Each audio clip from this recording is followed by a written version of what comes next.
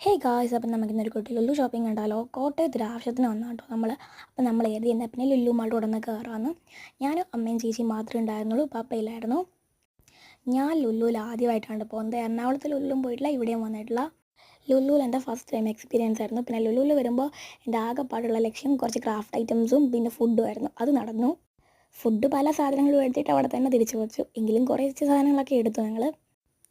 പിന്നെ juice items ആയിട്ട് ഞങ്ങൾ 2 ചോക്ലേറ്റ് ലസ്സി എടുത്തു.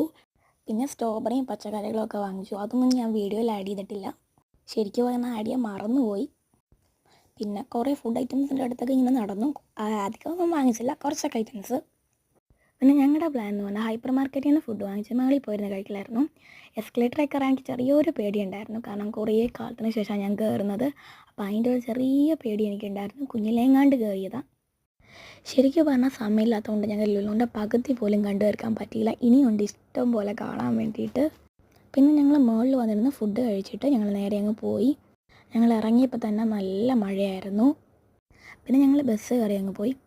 ദൈവഭാഗ്യത്തിന് സീറ്റ് കിട്ടിയിട്ടുണ്ടായിരുന്നു. KSRTC ബസ് സൈഡ് സീറ്റും മഴ, അടിപൊളി. അപ്പോൾ ശരി, ബൈ ബൈ.